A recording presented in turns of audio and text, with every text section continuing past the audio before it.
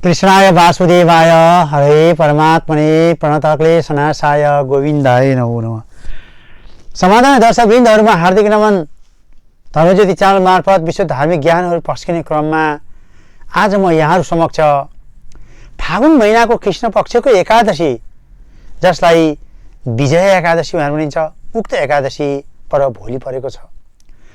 त्यही एकादशीको महात्म्य लिएर उपस्थित भएको छु। भगवान श्रीकृष्णका सामुमा युधिष्ठिर महाराजले प्रश्न गर्नुभयो, हे प्रभु, यो फागुन महिनाको कृष्ण पक्षको एकादशीको नाम के हो?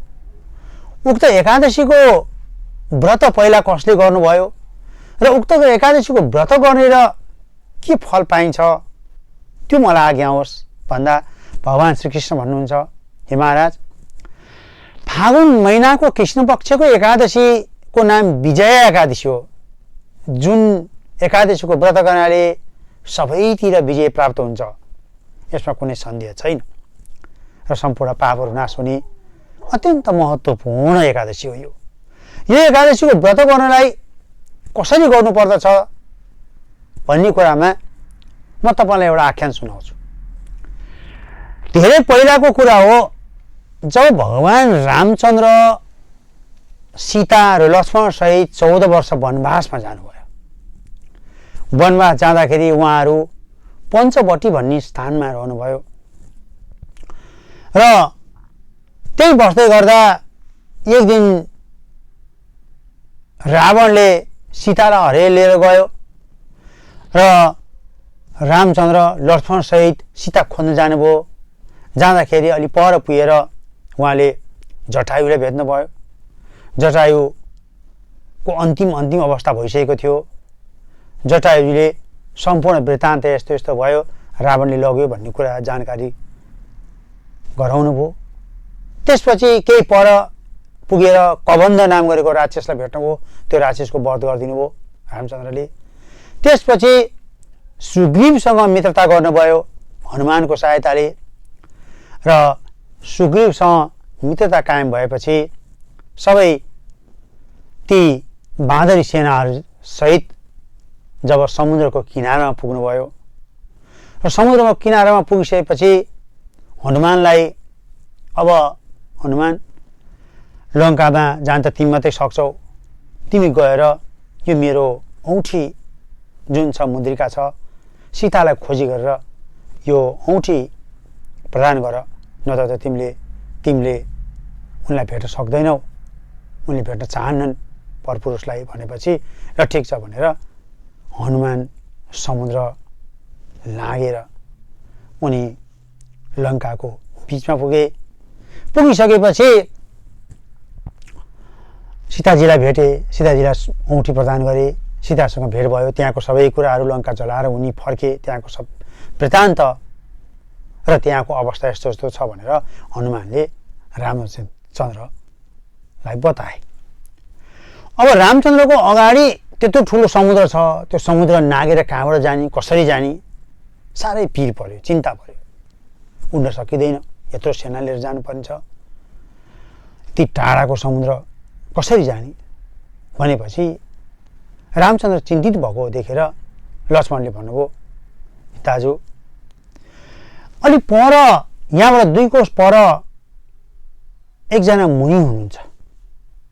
उक्त मुनिको बकदालभ्य नाम गरेको मुनि हुनुहुन्छ।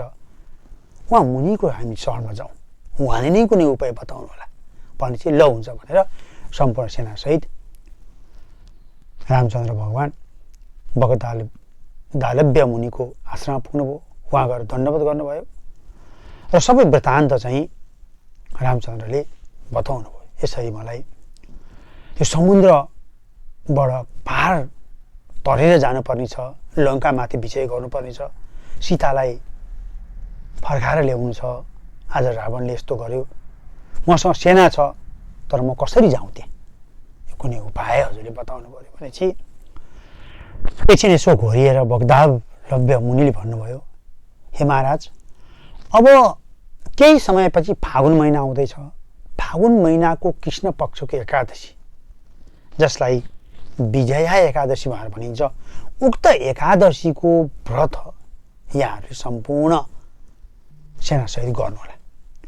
उक्त व्रत गरिसकेपछि गर्ने तरिका के हो भनेदेखि दशमीको दिन नै, फागुन कृष्ण दशमीको दिन सके चाँदीको, सुनको, सके सुनको, नभए चाँदीको, नभए तामा, माटो, जेसुकै भए पनि घडा स्थापना गर्नु। त्यसको मुनि सप्तधान्य जौ राखेर त्यो कलशमा जल भर्नु होला।